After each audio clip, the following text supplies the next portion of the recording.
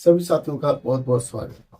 साथियों, जैसा कि सभी लोग जानते हैं, कल से अप्रैल का महीना शुरू हो जाएगा और अप्रैल का महीना कहा जाए तो बाबा साहब के जन्मदिन का महीना, जिसको पूरा देश पूरे महीने मनाता है।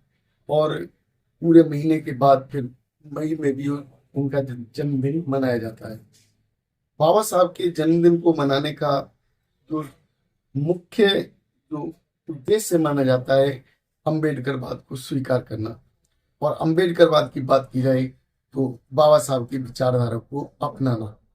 लेकिन आजकल किस तरीके से अम्बेडकर जयंती को मनाते हैं और किस तरीके से बाबा साहब के उन विचारों पर लोग चलते हैं, इस पर हम बात करने के लिए बैठे हुए हैं। हमारे साथ बैठे हुए हैं सर ओपी गौतम बौद्धाचार्य जी, जो कि अक्सर शादियां कराते हैं और बुद्धिज्म के उस विचारधारा को देखते हैं समाज में।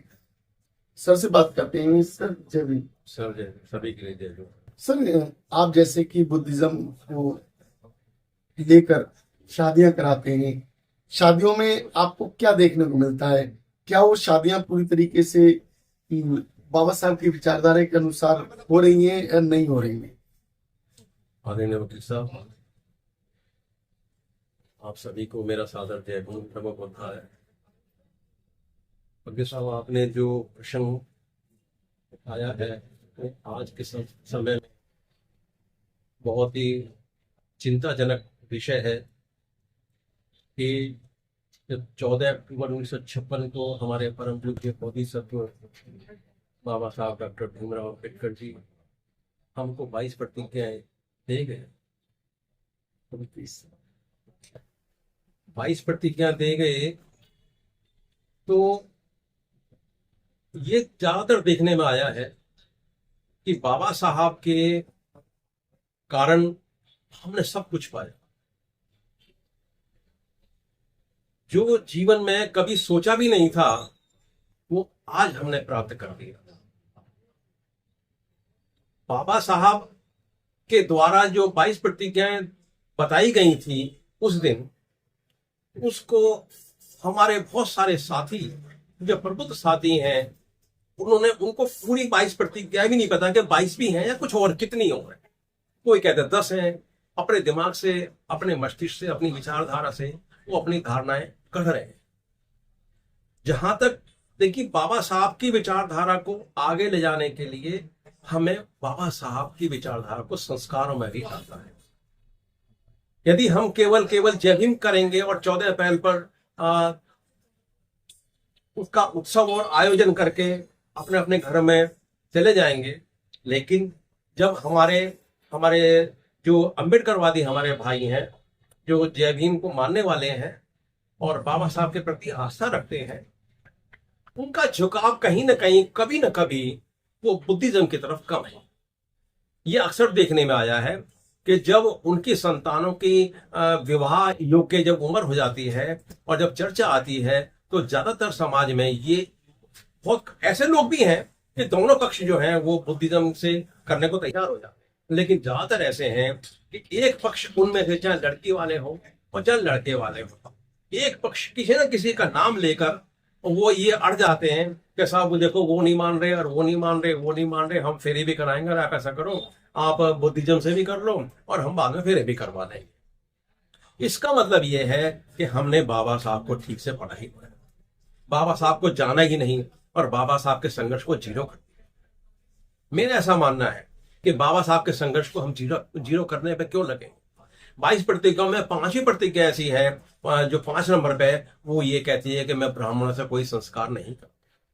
अब हम ब्राह्मणों को क्यों दोष देते हैं, पुरोहितों को क्यों दोष देते हैं? बुला के तो हम ही लाए हैं, वो अपने आप तो नहीं आए। कमी किसकी है? हमने जब बाबा साहब का दिया हुआ खाया है तो उससे चुकाएगा कौन? और हम अपने बच्चों में संस्कार नहीं डालेंगे, अपने उनको आचरण में, परिवार में नहीं डालेंगे, तो भाई बाबा साहब की जयंती मनाने का क्या अर्थ रह जाता?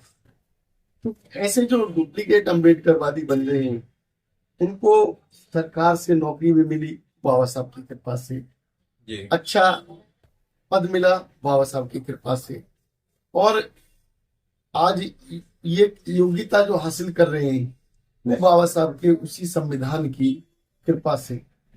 लेकिन वो जो ऐसी बात आती है कि जो शादी विवाह की, तो वो बुद्धिज्म की जगह बुद्धिज्म को भी अपना लेते हैं और उधर विवाह संस्कार हिंदू रीति रिवाज पर भी आ जाते हैं।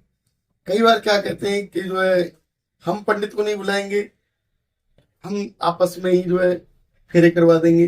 तो क्या आपस में जो फेरे करवा लेते हैं बिना पंडित के, उन्हें करवाने का क्या लॉजिक है? देखो वकील साहब, जो बौद्ध पद्धति में पाणिग्रहण संस्कार की विधि है, उसमें फेरों का कोई स्थान नहीं है। पहली बात तो ये होती है, कहीं भी कहीं नहीं लिखा है कि वो फेरे करवाने हैं। चाहे बहुत सारे लोग हमारे कहते हैं, अरे एक काम करो, भगवान बुद्ध की मूर्ति के चारों ओर चक्कर लगा लो, संविधान के चारों ओर चक्कर लगा लो। अरे जब फेरे ही करवाने हैं तो अपने उसी ढंग से करवा लो, पुराने ढंग से करवा लो। फेरे का तो कॉन्सेप्ट कोई है ही नहीं। तो अगर वो जो जो लोग इस पे अड़ते हैं, वो कहीं ना कहीं वो एक, अब मैं उनके लिए क्या शब्द इस्तेमाल करूं, वो बाबा साहब का दियो भी खा रहे हैं और बाबा साहब के कर्जे को महसूस भी नहीं कर रहे। बाबा साहब करे धरे पे पानी फेरते हैं। सर जो फेरे आपने जैसे कि बात की, संविधान के फेरे लगा लो, बुद्ध के फेरे लगा लो, बाबा साहब के फेरे लगा लो, तो फेरे का मतलब तो वही हुआ ना, ब्राह्मणवाद। जी हाँ वकील साहब, मैं उसी बात के, वही पद्धति अगर आपने अपनानी है तो चाहे मूर्ति को ही रख लो, अग्नि के चारों ओर चक्कर लगा लो, बाबा साहब के चारों ओर चक्कर लो। भाई वहां भी मूर्ति रखनी है तो तुमने ना तो तुम बनते जी को बुलाओ, ना किसी बौद्धाचार्य को बुलाओ, कर लो भगवान बुद्ध की मूर्ति लगा के चारों ओर चक्कर कर लो, हो गई शादी।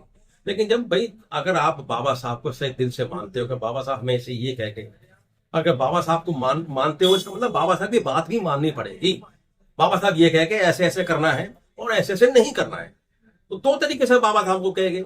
मैं ब्रह्मा विष्णु महेश को कभी ईश्वर नहीं मानूंगा, मैं राम और कृष्ण को कभी ईश्वर नहीं मानूंगा, मैं पुरोहितों से कोई संस्कार नहीं कराऊंगा, मैं श्राद्ध पिंड नहीं करूंगा। इस तरह की कुल मिला के जो है ना 22 प्रतिज्ञाएं बाबा साहब हमको देंगे। तो कुछ में ऐसी मैं ऐसा ऐसा करूंगा और कुछ में ऐसी मैं ऐसा ऐसा नहीं करूंगा।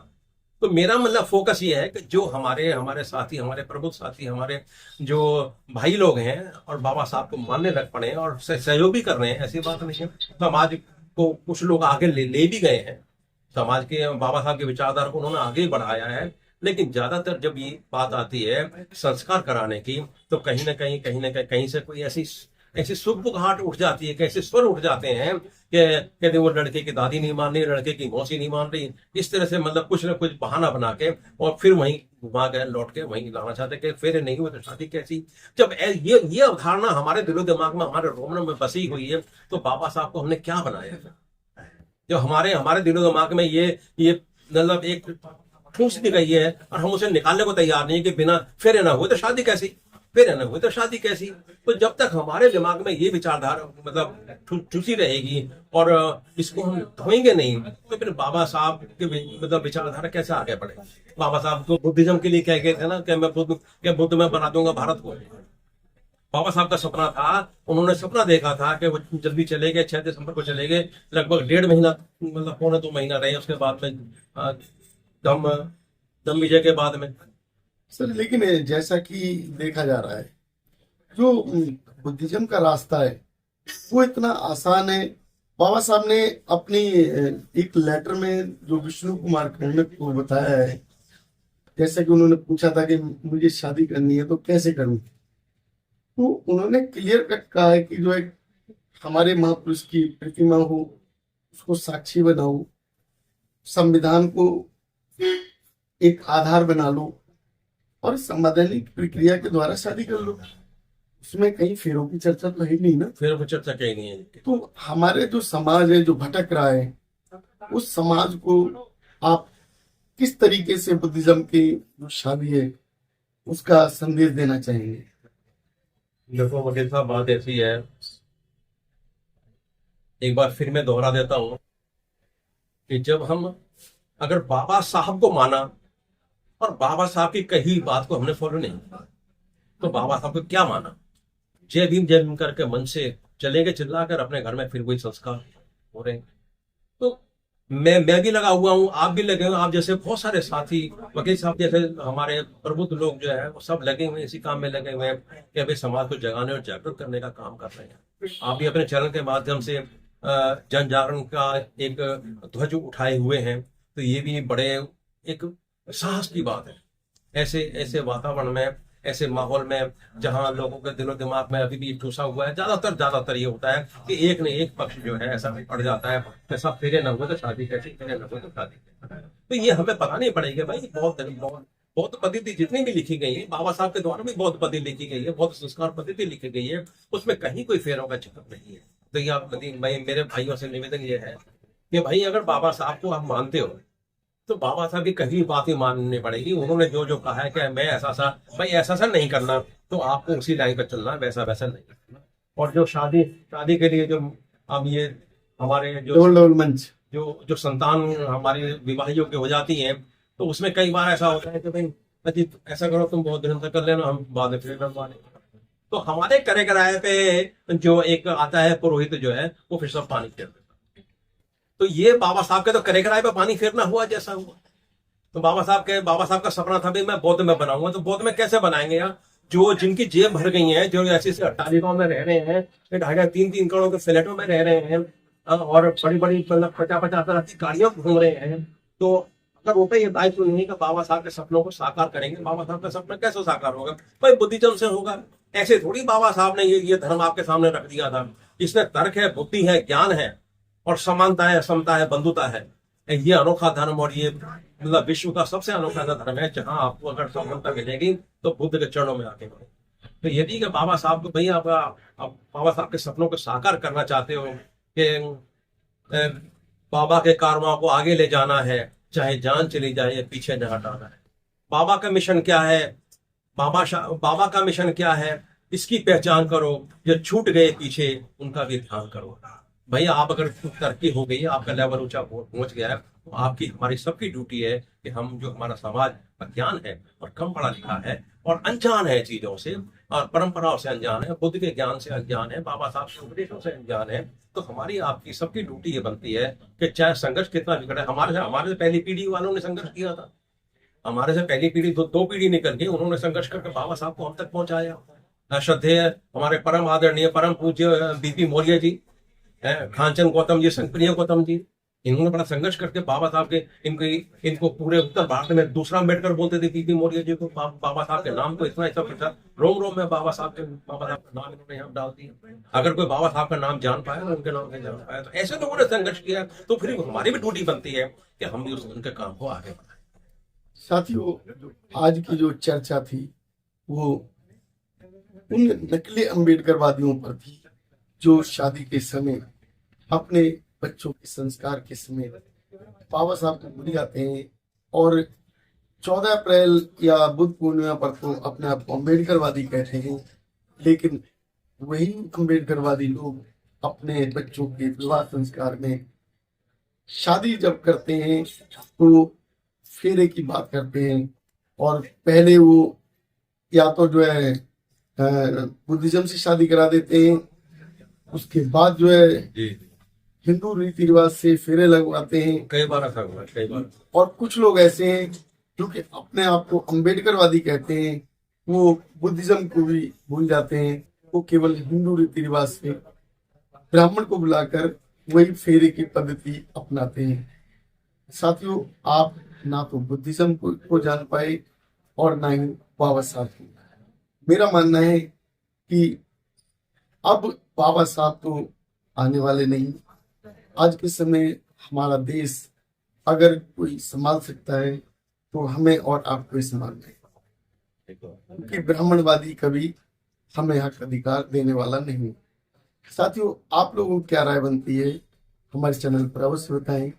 यदि आप लोग ओपी गौतम जी की बातों से सहमत हैं और अपने विवाह संस्कार के कार्यक्रमों को बुद्धिज्म अम्बेडकरवाद के आधार पर लेकर आना चाहते हैं, तो आपको हिंदुज्म या हिंदू विवाह पद्धति को या संस्कारों को आप त्यागना पड़ेगा। अपनी राय हमारे चैनल पर अवश्य दें। यदि आप लोग बुद्धिज्म को समझना चाहें तो अनेक ग्रंथ हैं। बाबा साहब के वॉल्यूम में भी बुद्धिज्म की और बुद्धिज्म के द्वारा संस्कारों की चर्चा मिलती है, उनको पढ़ें। और हमारे समाज के अंदर बहुत सारे बौद्धाचार्य हैं, उनमें से अच्छे बौद्धाचार्य हैं उनको ही सुने समझे जो कि केवल बुद्धिज्म की बात करते हैं। जो दोगली बात करते हैं उनसे दूर रहें, वरना हमारा बुद्धिज्म कभी बुद्धिज्म की तरफ नहीं जा पाएगा। आप लोग अपनी राय अवश्य बताएं और सर के विचारों को समझने की, सुनने की कोशिश करें। धन्यवाद। सभी को जय हिंद।